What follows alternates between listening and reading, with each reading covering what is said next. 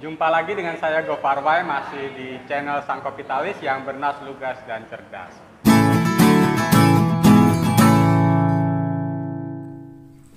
Oke, Assalamualaikum warahmatullahi wabarakatuh. Ini buat teman-teman, mungkin teman-teman nggak percaya kali dulu saya seorang chef Jepang karena tertutup dengan proyek-proyek perumahan usaha saya yang di perumahan ya. Ini seragam saya, namanya dari Mardianto. Ya. Saya ikut dalam asosiasi chef. Ini dulu saya sering kompetisi chef. Oke, buat teman-teman semua, boleh percaya, boleh tidak, boleh lihat geografi saya. Enggak. Ini dalam perjalanannya beliau itu lompatnya ketika sukses. Otaknya itu saya nggak paham. Di Pak Kang Mardi ini dalam puncaknya sebagai dokter kuliner, sudah mau menulis buku. Tiba-tiba di awal-awal pandemi dia loncat ke properti nih. Itu belum basicnya apa nih? pas launching buku itu juga saya sudah nyiapkan diri, saya sudah belajar di dunia properti. Jadi gini, semua tuh nggak ada yang beruntung. Beruntung itu bisa diciptakan sendiri. Artinya kayak kita mau jadi seorang dokter, kita harus kuliah kedokteran dulu dong. Nggak mungkin ujung jadi dokter gitu kan. Kita mau jadi insinyur, nggak mungkin kita ujung jadi insinyur. Kita harus perlu sekolah dulu, terus kita pengabdian buat jadi insinyur ya kan gitu. Sama, saya waktu sekarang ini di bidang properti, saya belajar dulu. Saya ikut sekolah properti sampai 3 kali. Akhirnya saya terjun tahun 2018, mulai sebelum aktif 2018, dan beberapa proyek udah saya lewatin yang kecil-kecil. Alhamdulillah ini udah ada beberapa yang udah deketin hektaran. Dan ini juga jadi amanat lagi sama teman-teman, saya jadi ketua DPD Alpunas dan membawain beberapa teman-teman developer. Jadi buat tanggung jawab saya kalau nambah gini lagi gitu ya. Dan itu semua ngalir aja, nggak pernah mengharap mau jadi begini, nggak pernah. Tapi itulah teman-teman memberi kepercayaan ke saya untuk menjadi ketua di Bekasi Raya gitu. Mungkin beliau melihat saya orangnya nggak ada masalah gitu mungkin gitu ya. Jadi udah jadi ketua aja gitu. Karena dunia properti untuk komersil dan subsidi beda. Untuk subsidi betul memang regulasi pemerintah agak aturannya ada, dan komersil ya agak ringan. Ya kebetulan saya main di komersilnya. Yang sekarang ini yang kena dampak di dunia properti COVID ini dan sebelumnya itu di subsidi. Memang saya bergaul dengan beliau ini makin kesini makin minder gitu.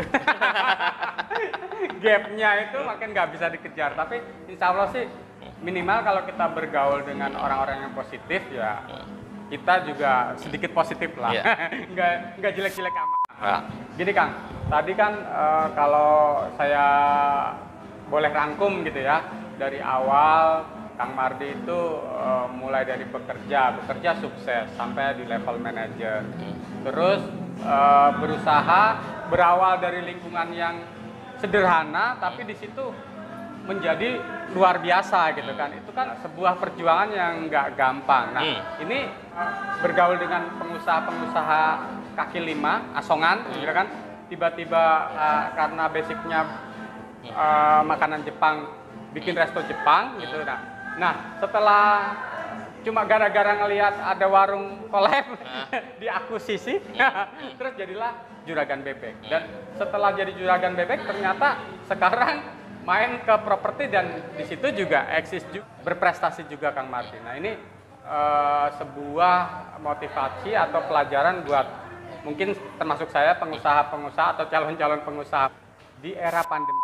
Tadi kan berkarirnya itu Kang Mardi itu tidak karena keterdesakan atau karena lingkungan yang membuat Kang Mardi itu ya berpikir untuk berusaha seperti itu. Nah, saat-saat pandemi ini nih, semua elemen masyarakat itu merasakan banyak pengusaha-pengusaha gulung tikar.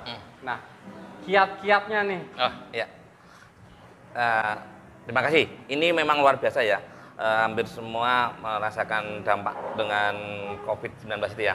Tapi apabila kita sudah menyiapkan diri dan kita merespon dengan positif, saya menganggap ini waktunya kita berintrospeksi diri. Ya, karena berarti nggak semua usaha kan maju, naik terus, tapi ada waktunya turun. Nah, disinilah teman-teman tuh jadi mempunyai makna. Kita menyiapkan diri. Alhamdulillah waktu sebelum terjadi COVID itu saya sudah menyiapkan diri. Ada namanya dana taktis. Dana taktis sudah saya siapkan. Dan itu memang nggak semua pengusaha memikirkan sampai tingkat itu.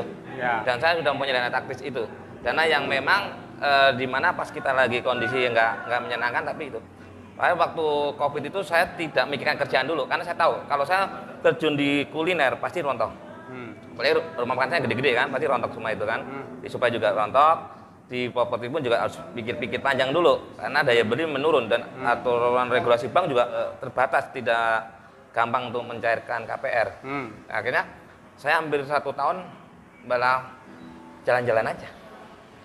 Happy aja. Saat orang lagi pusing dia malah jalan-jalan. Nah, ke Bali, ke Bangka, ke Pinang. Nah, itu happy.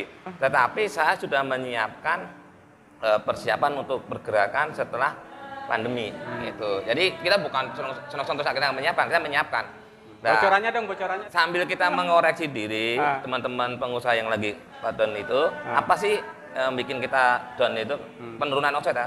Terus kenapa kita kok malah galau apa gitu? Sedangkan itu usaha itu pasti ada naik turun. Sebelum COVID pun usaha kita juga naik turun toh. Ada juga yang jalan, ada yang hidup. Tapi di situ pas pikiran kita positif, ternyata di kondisi COVID itu banyak juga usaha-usaha yang malah lagi bagus-bagusnya.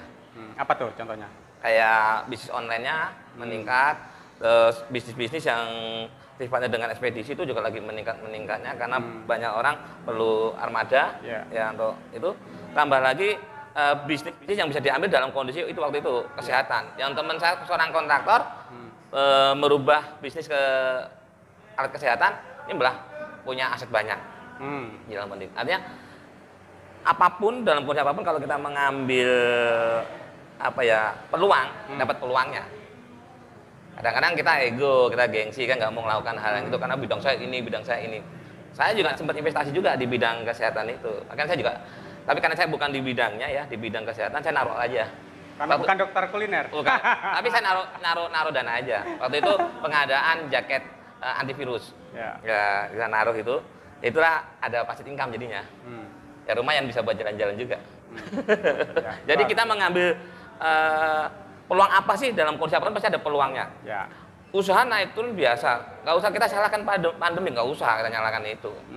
Kalau kita nggak ada pandemi juga naik turun usaha kita, nggak usah. Jadi nggak usah banyak alasan. Jangan penjajahan Belanda, kuliner itu ada yang masih jualan, eksis ada yang juga tutup karena ada perang kan gitu. Sama aja sebenarnya gimana kita menyingkapin permasalahan ini. Mindset kita positif gimana caranya? Yang kita lihatnya permasalahan ya masalah. Kalau saya lihatnya peluangnya. Yang ambil saya peluangnya gitu ya. Gagal berhasil itu biasa dalam dua bisnis, dan itu saya kalau bertanya ngobrol nanya ke saya berapa rumah makan yang pernah saya buka, ratusan, jujur ratusan. Berapa yang tutup, ratusan juga gitu. Imbang. Karena waktu saya total Jabodetabek itu ada 300 rumah makan. Subhanallah. Nah, sekarang tinggal berapa? Kurang lebih sekitar 80-an lah. Wajar dong. Ntar bangkit lagi 300, naik lagi jadi 500 gitu loh mimpinya. Ya. Nah ini juga kita sama teman-teman lagi kumpul, lagi menyiapkan konsep lebih besar lagi. Kalau dulu kan kita 300 ya, mau 1000 nih. Outlet kecil-kecil aja gitu. Banyak tapi. Ya. Oke. Jadi dari awal mungkin kesimpulannya tadi gini. Untuk memulai usaha atau untuk merubah mindset itu dimulai dari lingkungan. Kedua, yang sudah berkeluarga, dukungan keluarga itu penting, ya kan. Ketiga, berpikir dinamis dan melihat semua menjadi peluang, bukan tantangan. Tantangan juga. Dan ini yang nyelenehnya, sebelum tadi katakanlah dana taktis atau dana yang disiapkan untuk antisipasi ketika pilot terjadi itu malah dibuatur. Ini otak kanan banget. Bener-bener sosok yang memang selalu out of the box. Ini luar biasa. Nah, sebelum ditutup, sekarang saya kasih kesempatan untuk Mardi Quotes. Ini baru kepikiran kemarin. Jadi gini, kita berusaha dalam menggunakan usaha itu harapannya berhasil.